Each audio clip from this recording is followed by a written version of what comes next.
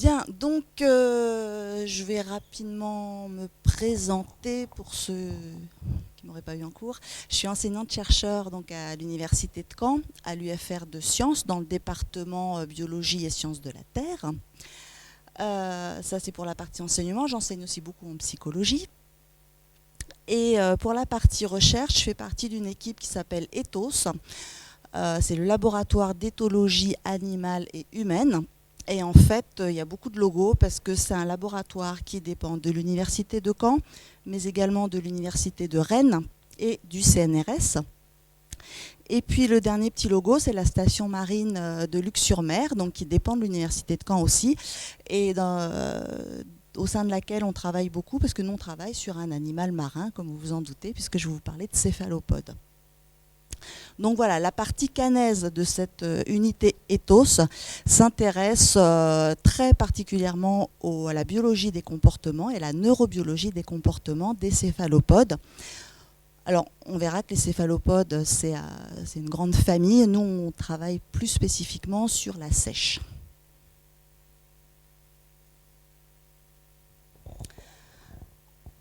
Alors, cette conférence s'intitulait « Les céphalopodes ont un cerveau, mais pourquoi faire ?»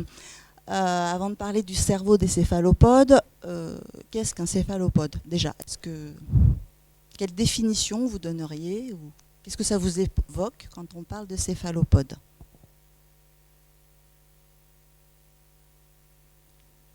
Un mollusque, déjà, très bien.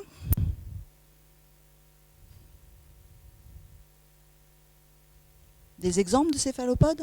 Je vous ai parlé de la sèche, il y en a d'autres? Le calmar, voilà, tout à fait. Donc, voilà, j'ai pris la définition de Wikipédia, tout simplement. Céphalopode, c'est donc une classe de mollusques, alors qui est apparue il y a très longtemps sur la planète, et leur particularité, c'est d'avoir la tête munie de tentacules, qu'on appelle également des bras. Alors, ce nom générique inclut les pieuvres, les calmars et les sèches, mais également les nautiles. D'accord? Donc, vous avez quelques exemples ici de céphalopodes, parce qu'on en recense aujourd'hui environ 800 espèces de céphalopodes. Donc, les plus connus, c'est la sèche, le calmar, la pieuvre ou poulpe et le nautile. Alors, moi, je vous parlerai plus spécifiquement de sèche et un petit peu de poulpe. Alors de sèche parce que c'est l'espèce sur laquelle nous on travaille plus particulièrement. C'est une espèce locale qu'on trouve dans la Manche, d'accord, sur nos côtes et entre les côtes de Normandie et l'Angleterre. Et puis, alors c'est Sepia officinalis, l'espèce de sèche qu'on trouve par ici. Il y a d'autres espèces qu'on va trouver dans d'autres mers ou océans du monde. Et puis le poulpe, c'est pareil, il y a différentes espèces de poulpes. Celles qu'on va plus communément retrouver dans la bibliographie, en tout cas en neurosciences ou en biologie des comportements, ça va être Octopus vulgaris. Mais ça ne veut pas dire que c'est la seule espèce qui soit étudiée. Bien sûr, c'est la plus courante. Alors, les céphalopodes ont un cerveau. Alors, est-ce que les céphalopodes ont un cerveau ? Déjà, ça dépend de la définition qu'on donne à cerveau. Parce que quand on regarde dans le dictionnaire, la définition, elle est beaucoup basée sur le cerveau humain, donc voilà, un encéphale avec 2 hémisphères, etc. De manière plus générale, un cerveau, c'est un organe qui fait partie du système nerveux central. Donc en fait, c'est un organe qui va centraliser les fonctions du système nerveux, d'accord, qui va jouer le rôle de centre de contrôle, de centrale. Et avec cette notion de cerveau va souvent la notion de céphalisation justement du système nerveux. C'est-à-dire qu'il y a un certain nombre de structures nerveuses qui contrôlent l'ensemble de l'organisme, on va dire, en tout cas par ce contrôle nerveux. Et ces structures se sont regroupées dans la tête, ce qu'on appelle la céphalisation du système nerveux. Et si on considère donc cette définition d'organe nerveux de contrôle nerveux de l'organisme et céphalisation des principales structures du système nerveux, eh bien oui, les céphalopodes ont un cerveau. il apparaît ici en couleur sur ce petit dessin de poulpe. Donc ce cerveau, voilà, c'est un organe nerveux qui regroupe un certain nombre de structures. On verra par comparaison à d'autres mollusques juste après. Ce cerveau, il se localise dans la tête, entre les deux yeux. Alors il a la particularité même d'être autour de l'œsophage. D'accord ? Les structures nerveuses se sont agglutinées d'une certaine façon autour de l'œsophage. Donc ça, c'est une coupe histologique de cerveau de poulpe. Alors c'est une coupe sagittale qui a été réalisée selon ce plan-là. Donc vous avez l'œsophage ici qui traverse le cerveau avec une masse juste au-dessus. C'est la partie dorsale, là c'est la partie ventrale en bas, antérieure, postérieure. Donc l'œsophage traverse ce cerveau avec une partie dorsale qu'on va appeler la masse supra-œsophagienne, parce qu'elle est au-dessus de l'œsophage, et une partie ventrale ici qui va être la masse sous-œsophagienne. Alors, oui, pardon. Je vous avais mis cette coupe histologique parce qu'on devine différentes structures qu'on va pouvoir localiser sur un plan anatomique de ce système nerveux central, de ce cerveau. Alors, en quoi les céphalopodes, de ce point de vue-là, de ce point de vue cérébral, de ce point de vue cerveau, sont différents des autres mollusques? Eh bien, a priori, ce sont les seuls qui ont justement un système nerveux céphalisé. Si on prend, alors je ne parlerai pas trop de la planaire, ce sont des vers plats qui ont le système nerveux a priori le plus primitif, parmi les plus primitifs qu'on connaisse. Vous avez ici l'exemple d'un gastéropode et ici l'exemple d'un céphalopode. Ce sont des schémas d'embryons, d'accord, d'embryons de gastéropodes et d'embryons de céphalopodes, avec en couleur les trois principales parties de l'embryon qui donneront le système nerveux au cours du développement. Donc une partie cérébrale, une partie latérale, une partie ventrale du système nerveux. Chez les céphalopodes, on retrouve ces trois mêmes parties, donc la même origine embryonnaire, on va dire, avec le même type de cellules embryonnaires qui donneront plus tard le système nerveux. Donc en rouge, le ganglion céphalique, en bleu le ganglion ventral et en vert le ganglion qui correspond au ganglion latéral. Et si on suit l'évolution au cours du développement des céphalopodes, de ces trois groupes de ganglions embryonnaires, de ganglions nerveux embryonnaires, si vous voulez, eh bien, chez les céphalopodes, ils vont tous migrer et se regrouper dans la future tête. On voit les bras qui commencent à se développer, là, d'accord ? Ce sont différents stades de développement embryonnaire chez les céphalopodes. Donc on voit les bras qui commencent à apparaître et nos trois ganglions nerveux, nos trois parties du système nerveux qui se regroupent et se développent dans la tête. Alors que chez les gastéropodes, par exemple, ces trois parties vont se trouver séparées et à différents endroits du corps, de l'organisme. Donc voilà pour la partie céphalisation. Alors, c'est compliqué de comparer le cerveau des céphalopodes au nôtre. Ça n'a pas du tout la même forme, ça n'a pas du tout la même organisation. Même s'ils ont beaucoup de neurones pour des invertébrés, entre guillemets, ça reste loin d'être quelque chose d'aussi complexe que notre cerveau. Toutefois, on peut faire quelques comparaisons au moins fonctionnelles. Les comparaisons anatomiques sont très difficiles. Alors, ça a été la mode dans les années 60. Il y avait des neuroanatomistes qui cherchaient vraiment à observer l'organisation cellulaire et les connexions entre les structures pour voir s'il y avait des points communs avec le cerveau des mammifères. Aujourd'hui, on est plus à comparer des fonctions, des modes de fonctionnement des systèmes nerveux centraux, parce que l'évolution a fait que selon les embranchements, les cerveaux ont évolué de manière très différente, mais au final, ces cerveaux permettent aux animaux de réaliser des fonctions similaires ou d'avoir des capacités qui peuvent être semblables. Alors voilà, juste à titre comparatif, hein, ça c'est un schéma que j'ai... Ah, par contre le bas de mes diapos n'apparaît pas, donc. Que j'ai extrait d'une publication de Chigano. On va avoir par exemple en blanc, d'accord, la masse sous-œsophagienne, celle qui est sous l'œsophage, et qui serait fonctionnellement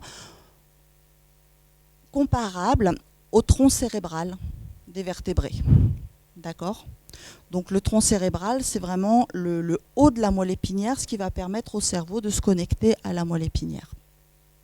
Et puis on a en vert, par exemple, ces deux structures-là, qui auraient un rôle peut-être similaire à celui de notre hypothalamus, donc dans la régulation, par exemple, de l'homéostasie, donc des équilibres internes ou de la régulation de comportements motivés, de comportements fondamentaux.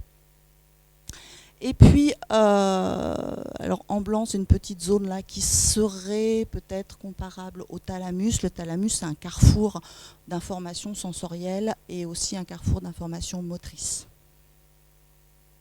Et en jaune, donc chez les vertébrés, est représenté ici le cortex. Si je fais tomber l'écran, ça ne va pas aller. Le cortex, donc là c'est vraiment la perception des informations sensorielles, le traitement de la motricité volontaire et tout ce qui va être capacité cognitive, d'accord, les fonctions élaborées, on va dire, du cerveau. Donc chez les céphalopodes, ce seraient les lobes frontaux, puisqu'il y en a deux, frontaux et verticales, qui auraient ces fonctions. Voilà, pour ce qui est des comparaisons, si tant est que ce soit comparable. Alors, à quoi leur sert ce cerveau? D'accord? Globalement, un cerveau, ça sert à quoi?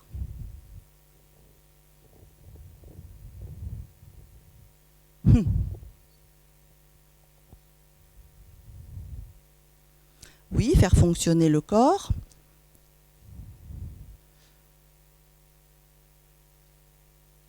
La réflexion.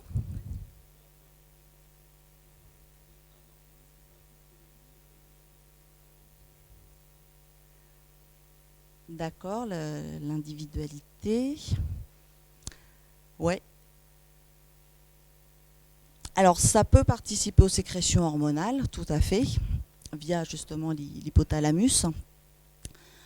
Donc effectivement, il y a toute une partie, on va dire, de contrôle interne de nos organes, en tout cas de certains de nos organes, pas de tous. Et puis, il y a aussi tout ce qui va être interaction avec notre environnement. D'accord ? Donc le cerveau, il sert à détecter, à percevoir notre environnement. Donc ça va être tous les systèmes sensoriels. Il va servir à toute la motricité, aux commandes motrices pour justement faire ces interactions avec notre environnement. Alors quand je dis environnement, ça peut être des congénères, d'accord, ça peut être d'autres individus. Et vous m'avez parlé, je ne sais plus, de la réflexion, effectivement, ce qu'on va appeler la cognition, donc tout ce qui va être les fonctions d'anticipation, de réflexion, de logique, de résolution de problèmes, par exemple, de prise de décision. Voilà. Toutes ces fonctions-là sont aussi assurées, bien sûr, par le cerveau. Alors, chez les céphalopodes, dans un premier temps, ce cerveau, il leur permet de réaliser des comportements que j'ai qualifiés de complexes. Alors, je ne sais pas si ça vous paraîtra comme étant des comportements complexes. Le comportement le plus spectaculaire, on peut dire, chez les céphalopodes, c'est leur capacité de changer de couleur. On les appelle les caméléons des mers. Vous avez ici un fort grossissement d'une petite région de peau du dos d'une seiche. Alors je vais essayer de vous passer la vidéo, mais je ne sais pas si ça va fonctionner. Ça ne voulait pas tout à l'heure. Si, voilà. Donc, vous voyez, chaque petite tache, on appelle ça un chromatophore. Alors là, il y a un petit moment flou parce qu'on ajoute une solution, en fait, pour voir comment réagissent justement ces chromatophores. Donc chaque petite tache est un chromatophore, c'est un sac qui contient un pigment et l'animal peut ouvrir ou fermer ce sac pour faire apparaître ou non le pigment. Et donc c'est grâce à ce principe-là qu'elle va pouvoir, parce que j'ai l'habitude de parler de la sèche, qu'il va pouvoir changer de couleur. Donc il y a 2, 3, on a longtemps parlé de 3 pigments, a priori il n'y en aurait que 2. Mais en tout cas, voilà, 2, 3 types de couleurs pour ces chromatophores. Il y a du brun, du noir et du jaune orangé. Chacun est contrôlé nerveusement, d'accord ? Donc, et directement par le système nerveux central, justement. Donc ça permet un changement de couleur très rapide. Et outre le fait de changer de couleur, je vais revenir au diaporama.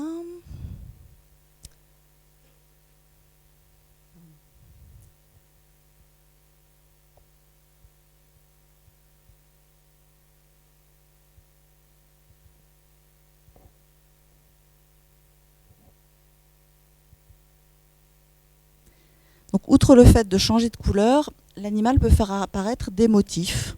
Alors là, ces différents motifs, on va appeler ça des patterns de coloration. Donc vous avez ici, par exemple, un pattern uniforme. La sèche est d'une couleur relativement unie. Ici, vous avez un motif tacheté. Et ici, vous avez ce qu'on appelle un pattern disruptif, où elle fait apparaître voilà, des motifs plus ou moins géométriques et très contrastés. Alors, je ne sais pas pourquoi il ne veut pas repartir en diaporama.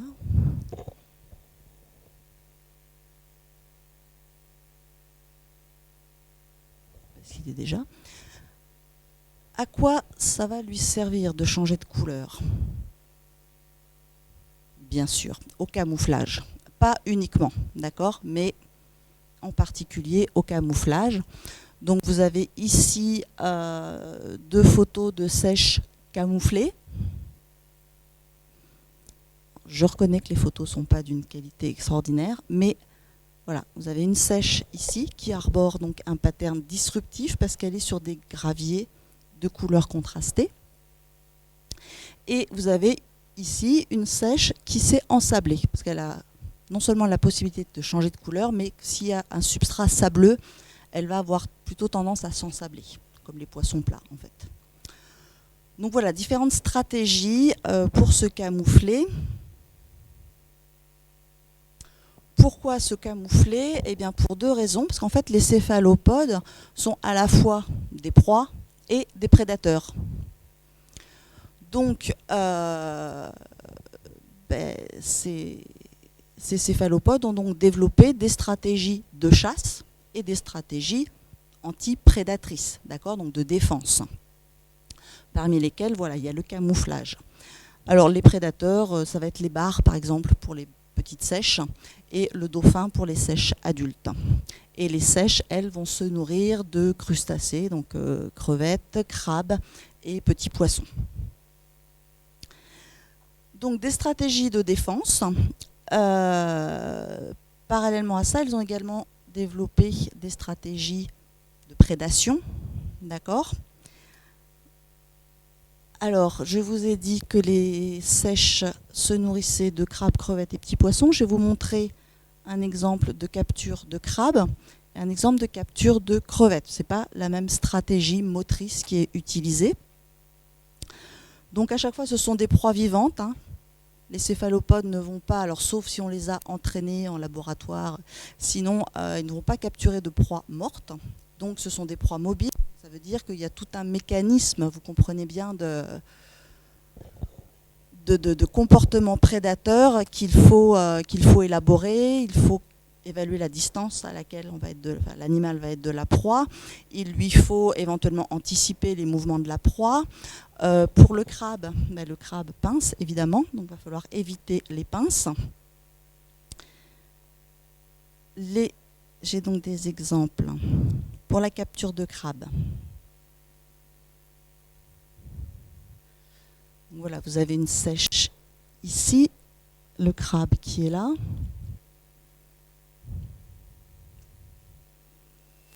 elle repère le crabe, vous voyez qu'elle commence à s'orienter. Et hop, elle bondit dessus, sur l'arrière, toujours sur l'arrière, évidemment, pour éviter les pinces. Et à partir de là, elle a une espèce de dent dans la bouche qu'on appelle le bec de perroquet, par lequel elle injecte une toxine qui va paralyser, entre autres, le crabe.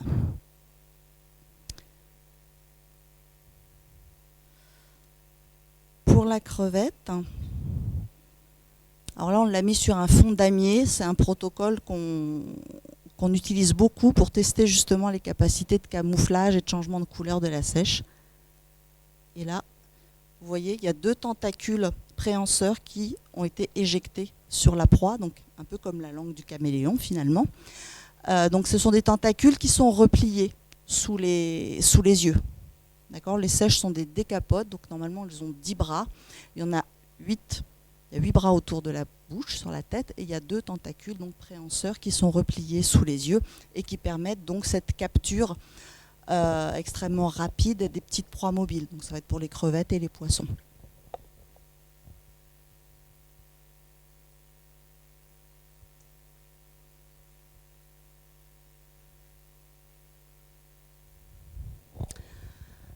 Alors voilà, ces comportements complexes semblent associés à la présence de ce cerveau.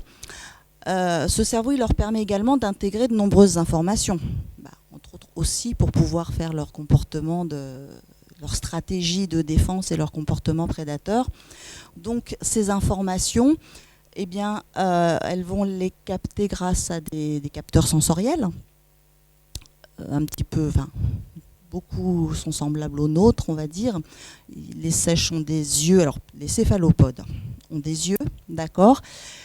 On va revenir sur la structure des yeux tout à l'heure. Donc il y a un système visuel, il y a un système du toucher, le sens tactile, qui va être assuré par les ventouses, puisque les bras, la face interne des bras est tapissée de ventouses, ce qui permet à la fois la préhension, mais également le sens du toucher.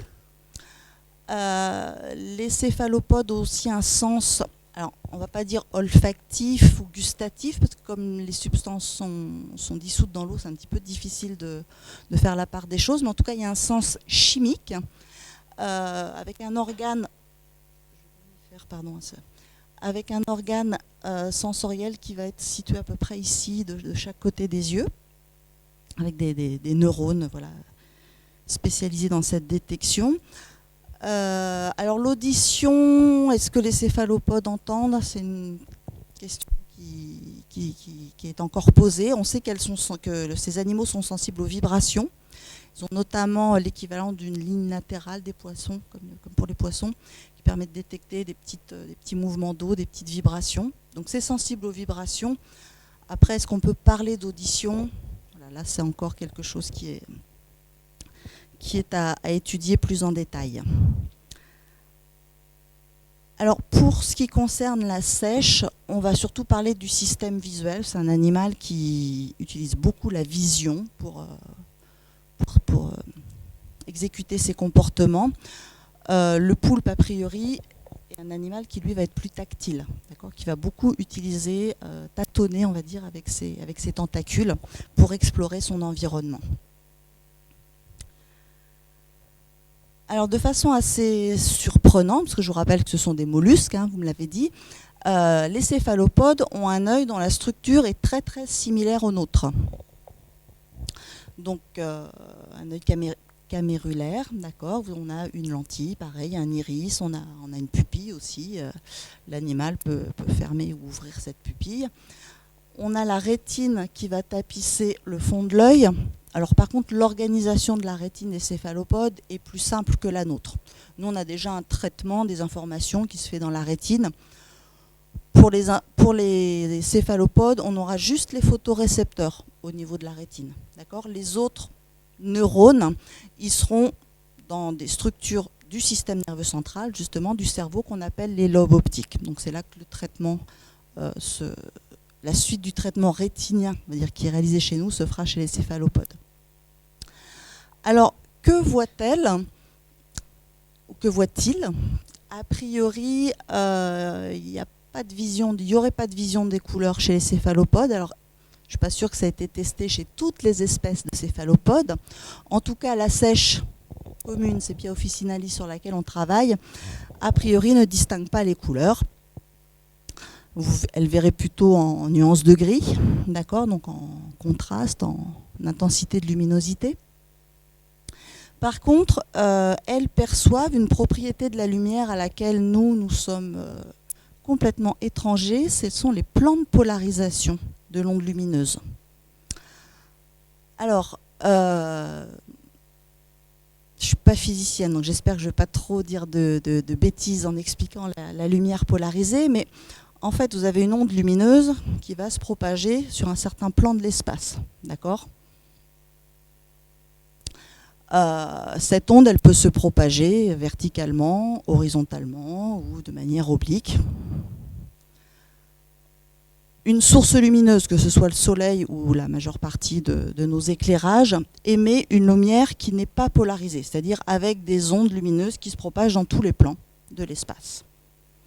Et si on fait passer ce faisceau lumineux dans un filtre polarisant, eh bien derrière on récupère de la lumière polarisée, c'est-à-dire des ondes qui se propagent selon un seul plan, dans cet exemple-là, polarisation verticale. D'accord ?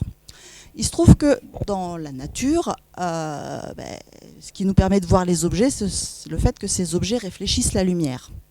D'accord ? Nous, on va voir les couleurs parce que les objets vont réfléchir la lumière avec des longueurs d'onde différentes. Et notre cerveau va traduire ces longueurs d'onde par des couleurs. Il se trouve que certains objets réfléchissent la lumière en la polarisant, au moins partiellement.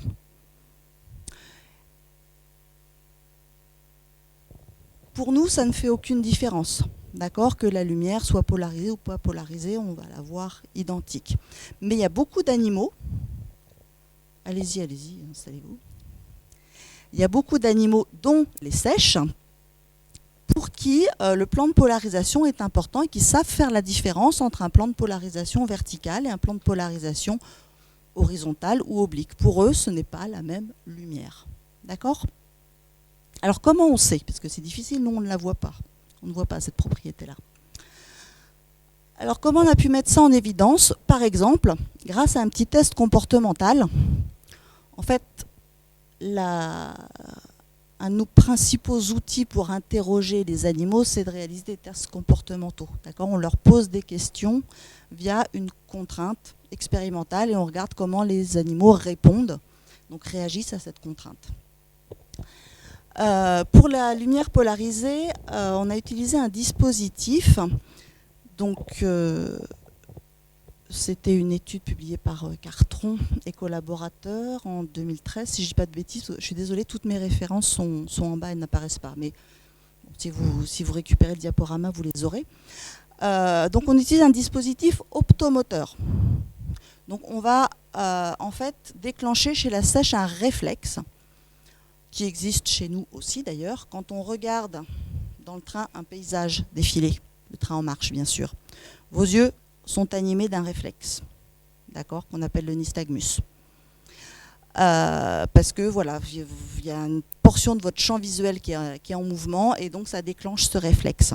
On peut déclencher ce réflexe également chez la sèche par exemple, en la plaçant au centre d'un cylindre, donc un petit aquarium avec de l'eau bien sûr, et la paroi interne du cylindre extérieur est tapissée de rayures contrastées, noires et blanches par exemple.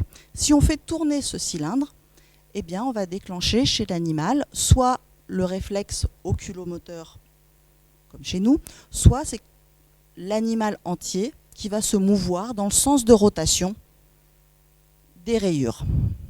D'accord ? Donc, l'idée, c'est tant que l'animal perçoit les rayures, on va avoir cette réponse comportementale de rotation. Si l'animal ne perçoit pas les rayures, on n'aura pas de réponse comportementale, d'accord ? Puisqu'il ne voit pas les rayures.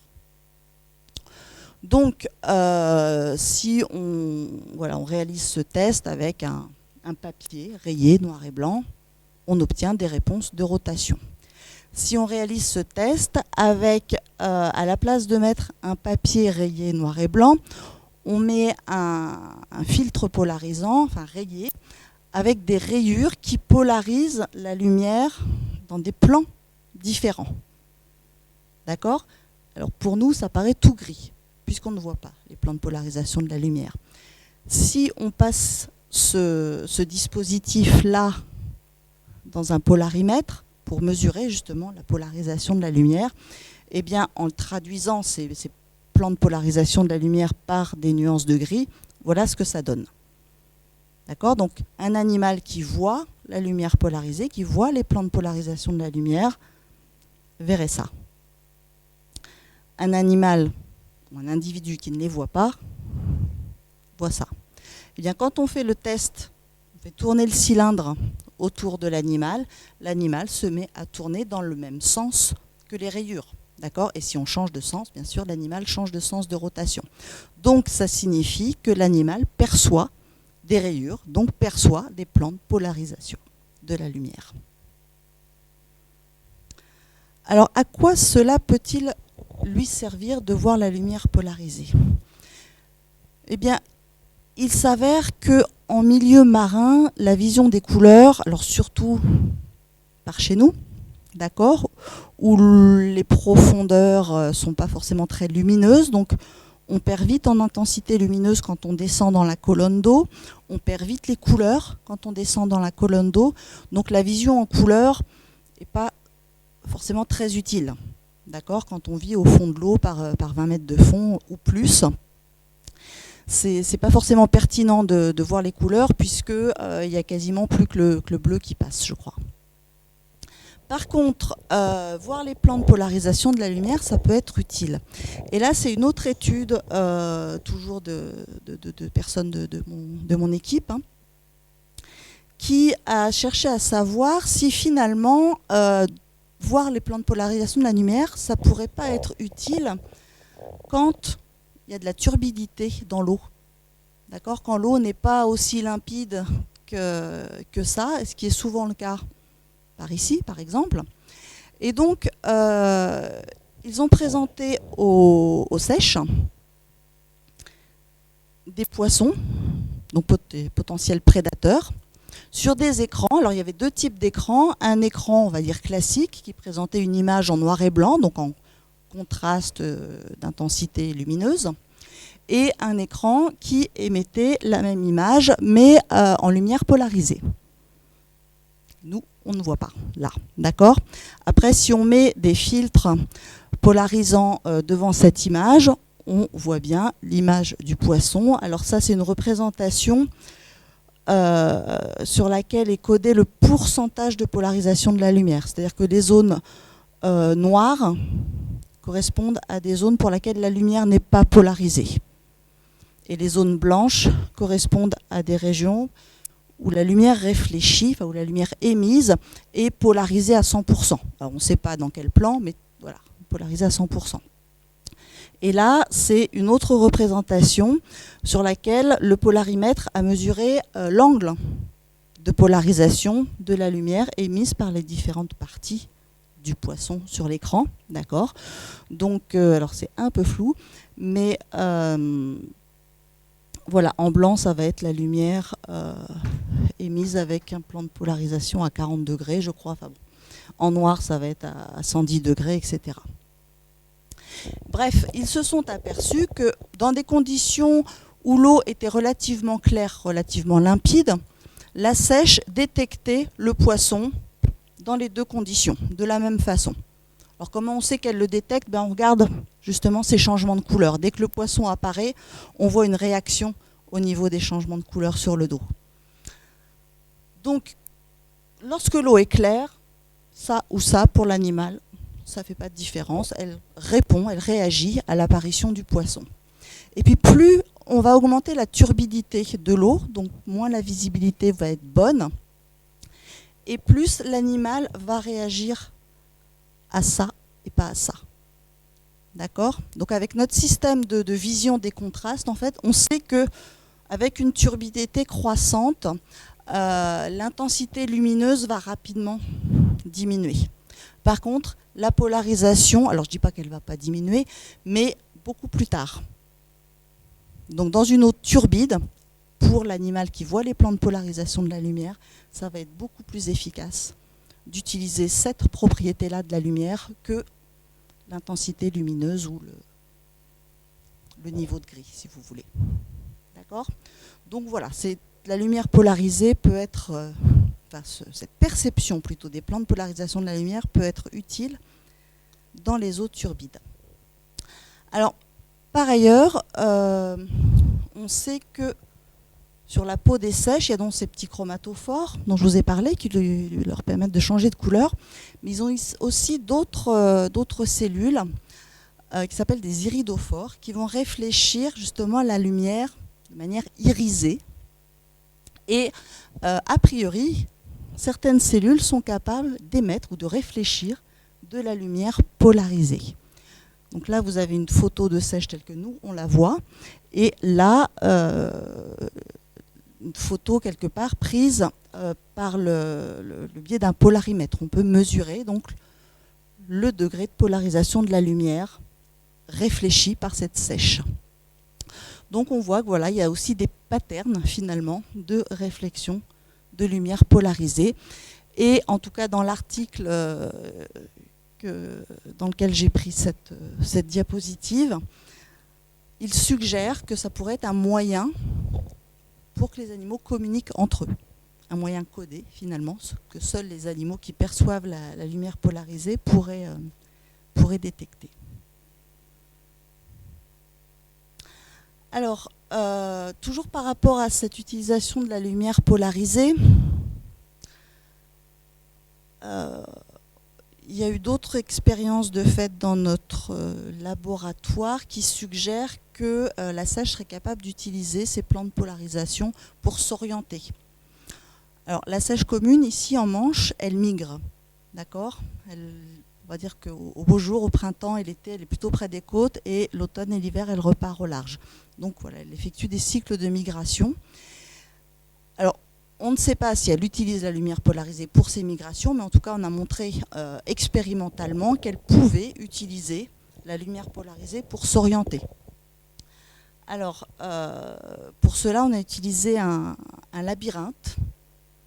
En biologie des comportements, on aime bien les labyrinthes pour faire des tests de choix, etc. pour les animaux. Donc là, en l'occurrence, c'est un labyrinthe en T. Il y a eu un labyrinthe en Y aussi qui a été utilisé par rapport à la lumière polarisée. Et donc, on place l'animal dans un compartiment de départ qui va déboucher, il y a une porte là qui est fermée, mais quand on ouvre la porte, ce compartiment débouche sur deux couloirs dont les extrémités ne sont pas visibles depuis le point de départ. Et un de ces couloirs débouche sur un endroit plutôt agréable pour l'animal. C'est un endroit dans lequel on va mettre un abri, des plantes, etc. Et un endroit qui soit débouche sur un endroit dans lequel il n'y aura rien, d'accord, pas d'abri, pas de plantes, pas de sable, soit carrément est fermé. Donc, d'accord, le compartiment agréable, le bras qui ne mène pas un compartiment agréable. Et donc on peut apprendre à la seiche à s'orienter pour retrouver toujours ce compartiment agréable. Donc pour la motiver, on lui met une grosse lumière au-dessus de la tête, parce que ça ne l'aime pas trop. Dans un labyrinthe blanc avec de la lumière, elle va plutôt avoir tendance à aller chercher un abri. D'accord ? Et on peut lui apprendre, alors soit à trouver bien sûr le labyrinthe qui va toujours être à gauche, soit à trouver le compartiment agréable qui va toujours être du côté d'une balise, qui peut être un rond par exemple. On peut lui donner des indices. Elle est capable d'apprendre à associer un indice avec cette récompense finalement qui est la localisation du compartiment agréable. Et donc ça a été fait avec de la lumière polarisée. C'est-à-dire que dans le dispositif, on mettait un filtre polarisant au niveau de la lumière. Alors par exemple, polarisation verticale, d'accord ? Et l'animal devait apprendre que lorsque la lumière était polarisée verticalement, si elle voulait trouver la cachette, il fallait qu'elle tourne à gauche.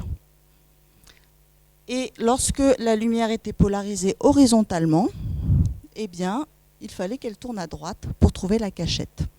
Donc ça, elle était capable de l'apprendre. Donc ça veut dire déjà bien qu'elle distinguait bien les deux types de lumière. D'accord ? Sinon, elle n'aurait pas été capable d'apprendre ce test, parce que bien sûr, on fait ça de manière aléatoire. Ce n'est pas un coup à gauche, un coup à droite. D'accord ? Les tests sont randomisés.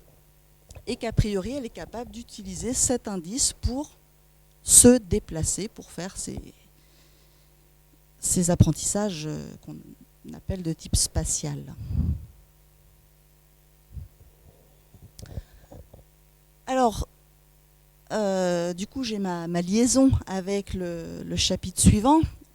Le cerveau, il leur permet donc d'apprendre, d'accord, et de mémoriser. Alors, on a différents tests qui existent chez les céphalopodes pour différents tests d'apprentissage, pour tester différents types d'apprentissage, soit à produire un comportement, soit à inhiber un comportement, en faisant appel à différents types de mémoire. On sait que l'apprentissage peut commencer très très tôt au cours du développement de ces céphalopodes. Une collègue dans l'équipe a montré pendant sa thèse qu'un embryon, alors là vous avez une photo d'embryon de seiche dans son œuf. Alors là, l'œuf a été rendu transparent. Normalement, les œufs, ils sont noirs, comme ça. Ce qu'elle a fait, c'est qu'elle a incubé des œufs soit dans des aquariums vides, soit dans des aquariums dans lesquels elle avait placé des petits crabes. Des petits crabes, d'accord, pas des gros qui risqueraient de manger les œufs. Et elle a laissé les œufs se développer dans ces deux conditions. Et à la naissance, elle a proposé à chaque seiche un choix de proie. Donc chaque seiche avait le choix, pour son premier repas, de manger un crabe ou une crevette.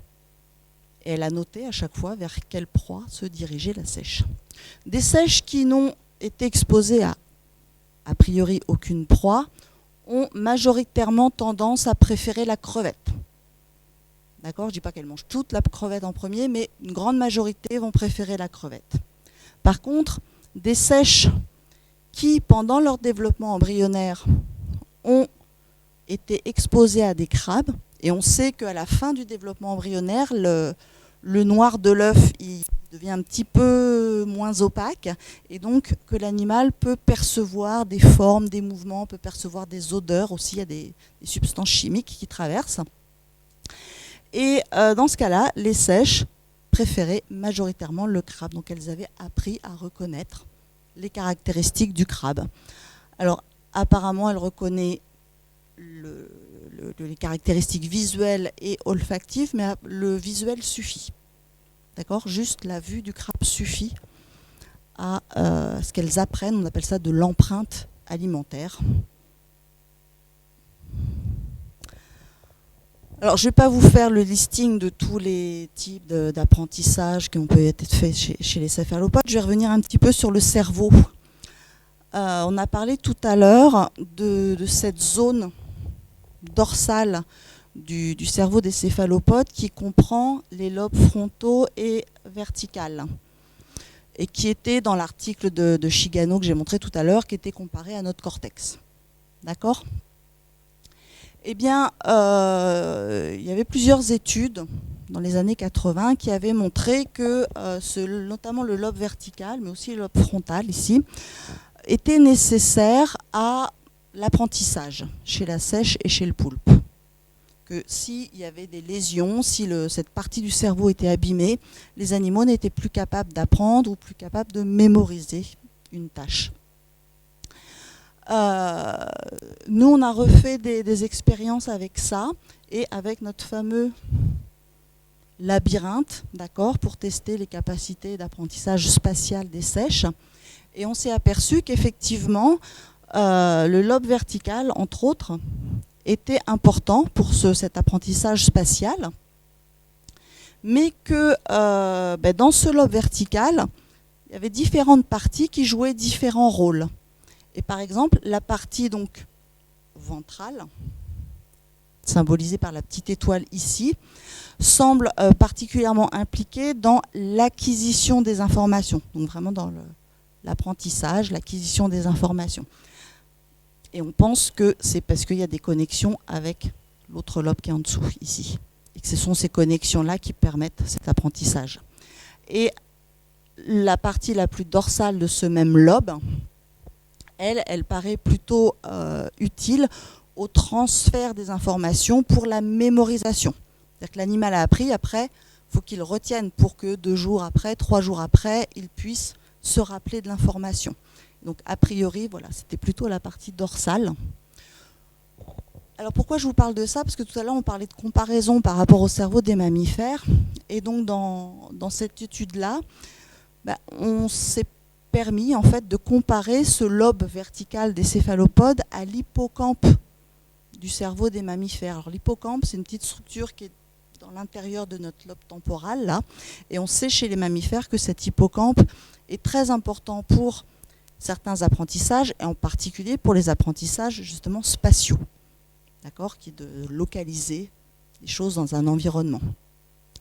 Et que dans cet hippocampe, eh bien pareil, il y a 2 régions, une qui est plutôt importante pour l'acquisition des informations et l'autre qui semble plus importante pour le transfert des informations vers d'autres endroits du cerveau où elles seront stockées à plus long terme. D'accord? Donc en apprentissage, on va distinguer la partie acquisition, j'acquiers les informations, et la partie rétention, où là, on va stocker les informations, puis après, il y a le rappel. Il faut être capable d'aller rechercher ces informations. Donc voilà, ce lobe vertical pourrait avoir en tout cas des analogies fonctionnelles avec cette structure qu'on appelle l'hippocampe, qui est une petite partie de notre cortex chez les mammifères. Alors là, je vais passer vite parce que ça peut vite devenir compliqué. En fait, on se demande comment notre cerveau arrive à stocker des informations, concrètement. D'accord ? Et depuis les années 70, il y a beaucoup d'études qui s'intéressent à ce qu'on appelle la plasticité synaptique. C'est-à-dire qu'entre 2 neurones, il y a des synapses, d'accord ? Et l'efficacité de ces synapses peut être modifiée par l'expérience, donc par apprentissage. Il y a certains apprentissages qui vont améliorer l'efficacité de certains réseaux neuronaux, de certaines synapses, d'autres qui au contraire vont les affaiblir parce que voilà, ces réseaux ne sont pas pertinents dans cette situation. Et donc voilà, il a été déterminé de la plasticité synaptique, notamment de l'augmentation d'efficacité de synapses, et ça a été beaucoup étudié dans l'hippocampe justement des mammifères. Et bien dans le fameux lobe vertical de nos petits céphalopodes, je suis désolée, à chaque fois je me prends les pieds dans le pied de l'écran. Dans ce lobe vertical, on a trouvé aussi une plasticité synaptique. Donc on a montré que en fonction de l'expérience, alors c'est quoi une expérience pour un neurone? C'est la façon dont on va le stimuler. D'accord? Donc si on stimule ces neurones d'une certaine façon, eh bien on peut augmenter l'efficacité des synapses comme on le fait dans l'hippocampe des mammifères. Donc voilà, c'était quelque chose d'intéressant pour essayer d'étudier la façon dont un cerveau, quel qu'il soit finalement, pourrait stocker, retenir, encoder des informations. Alors là, je fais un petit aparté. Est-ce qu'il faut obligatoirement un cerveau pour apprendre et communiquer? Non. Effectivement, on a longtemps cru que sans cerveau, il ne se passait rien. Et en fait, on découvre de plus en plus je ne vais pas dire de petites bêtes, parce qu'on ne sait pas trop si a priori, ce ne sont ni des animaux ni des végétaux. Alors, il y a par exemple le fameux blob, qui est cet organisme vivant, unicellulaire, qui est capable de se déplacer, qui est capable bien sûr de se nourrir, etc., et qui est capable d'apprentissage et qui, a priori, est capable de transmettre ses apprentissages. Donc là, vous avez un blob expérimenté, à qui on a fait un apprentissage, qui va, par le biais de petits vaisseaux, comme ça, transmettre l'apprentissage à un blob, non pardon, c'est celui-là, à un blob N qui est naïf. Il n'y a pas de système nerveux, donc il n'y a pas de cerveau, voilà, c'est un nouveau mystère de la nature où on montre qu'il y a possibilité d'apprendre sans avoir de cellules nerveuses. Alors, apprendre dans sa définition la plus basique. Ce qu'on appelle un apprentissage, c'est une modification d'un comportement suite à une expérience. D'accord ? Donc le blob, voilà, il va se comporter d'une certaine façon, mais si on va lui imposer, par exemple, des contraintes, on va lui procurer une expérience particulière qui va faire qu'il va changer son comportement et que ce changement peut être potentiellement durable. Donc voilà, tout ça pour dire que je fais beaucoup de cas sur le fait que mes céphalopodes ont un cerveau, mais finalement, il y a des organismes qui n'ont pas de cerveau et qui sont quand même capables d'avoir des comportements, oui, puisqu'ils se déplacent, et de l'apprentissage. Alors, au-delà des apprentissages, il a été montré que les céphalopodes pouvaient aussi avoir des capacités cognitives, donc ces fameuses fonctions complexes du cerveau. Alors, rapidement, parce que là, je pense que j'ai atteint mon temps, vous me poserez des questions si ça vous intéresse plus en détail. Il y a un collègue, là c'est un collègue taïwanais, qui a publié un article dans lequel il annonce que les céphalopodes ont le sens des nombres. Donc, limite, ils savent compter. Alors, ça a été fait chez la sèche, c'était pas Sepia officinalis, c'était une autre espèce, mais en fait, il a par contre clairement montré que les sèches étaient capables d'avoir la notion de quantité. Elles étaient capables de faire la différence entre deux compartiments. Alors entre une crevette et deux crevettes, vous allez me dire c'est facile, on passe du simple au double, ça fait une grosse différence, mais entre 4 crevettes et 5 crevettes, elles font encore la différence. D'accord ? Et ce n'est pas une question de densité, c'est vraiment une question de quantité. Donc elles sont capables d'estimer la quantité. Alors ça, c'est une étude qui a été débattue depuis, qui date de 1992. Un collègue italien de Naples, la station zoologique de Naples, qui avait montré qu'un poulpe pouvait apprendre par observation. Donc on dressait, entre guillemets, un poulpe à attaquer une balle rouge. On lui présente 2 balles, une rouge et une blanche. S'il attaque la rouge, il a une récompense. S'il attaque la blanche, il se prend une petite châtaigne électrique. Donc forcément, l'animal apprend à attaquer systématiquement la rouge quand on lui présente la rouge et pas la blanche quand on lui présente la blanche. Une fois que cet animal est bien entraîné, eh bien, si on lui fait faire l'exercice devant un poulpe naïf, le poulpe naïf va apprendre juste en observant l'autre. Alors il ne va pas réussir forcément du premier coup, mais en tout cas il va apprendre beaucoup plus vite que s'il n'avait pas vu un congénère réaliser cet exercice. On sait que les céphalopodes sont latéralisés. D'accord ? Alors vous avez un jeune homme là qui a fait un stage sur le sujet. Donc latéralisé, ça veut dire quand on n'est pas symétrique. Et donc on sait que notre cerveau, il est anatomiquement symétrique, d'accord ? Un peu relativement, on va dire, entre l'hémisphère droit et l'hémisphère gauche. Mais au niveau fonctionnel, l'hémisphère droit ne réalise pas exactement les mêmes fonctions que l'hémisphère gauche. Il y a des spécialisations qui se sont faites. C'est comme être droitier ou gaucher, ça c'est de la latéralisation, d'accord ? On a une main dominante, on a un œil aussi directeur, souvent, donc ça c'est de la latéralisation. C'est quand il y a une asymétrie, soit fonctionnelle, ou comportementale, ou cérébrale. Eh bien chez la sèche, voilà, on a montré qu'il existait des asymétries comportementales. Il y a des sèches droitières, des sèches gauchères.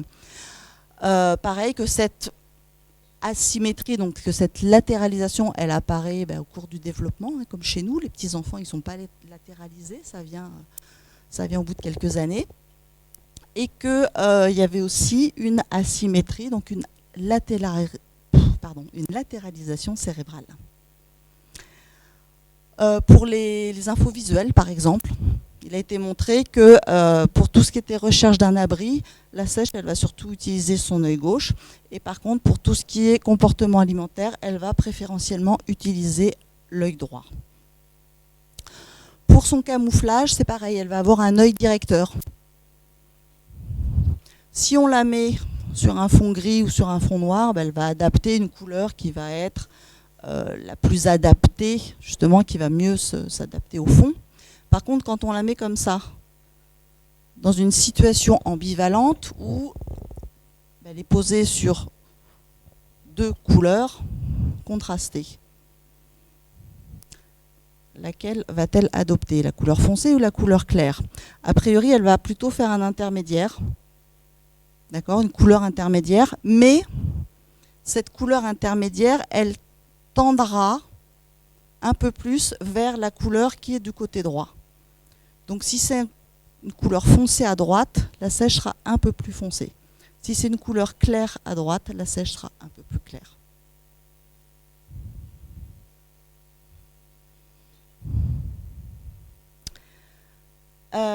Et pour terminer, aussi par rapport à ces histoires de couleurs et de latéralisation, là c'est un collègue en Australie qui avait publié un article disant que les sèches étaient capables de tricher.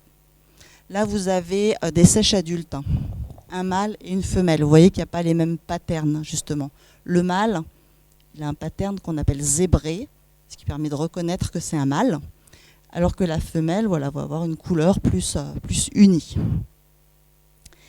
Eh bien, ce collègue, alors là, c'est pas la même espèce, hein, c'est une autre espèce de sèche australienne, a observé que, ici on a un mâle, ce mâle était capable d'arborer des patterns différents sur sa moitié gauche et sur sa moitié droite. En fait, là, il est à côté d'une femelle, d'accord? Et de l'autre côté, qu'on ne voit pas ici, il y a un autre mâle concurrent pour la femelle. Eh bien, il montre à la femelle clairement qu'il est un mâle, d'accord? Pour lui faire la cour, entre guillemets. Par contre, du côté où il y a l'autre mâle, il arbore un pattern qui ressemble à un pattern de femelle pour lui faire croire qu'il est une autre femelle. Et donc l'autre ne va pas se sentir en concurrence.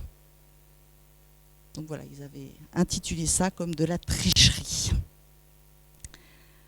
Je m'arrête là. J'ai pas le temps de... Enfin, pareil, on pourra évoquer ça plus tard si vous le souhaitez. Parce qu'on a des projets depuis quelque temps par rapport à la pollution marine et notamment par rapport à la pollution par les médicaments qu'on va retrouver en mer et qui peuvent perturber les comportements des sèches et le développement de leur cerveau. Et donc à partir de ce moment-là, une sèche dont le cerveau ne se développe pas normalement, qui ne va pas pouvoir développer ses comportements de manière optimale, ses chances de survie forcément vont diminuer.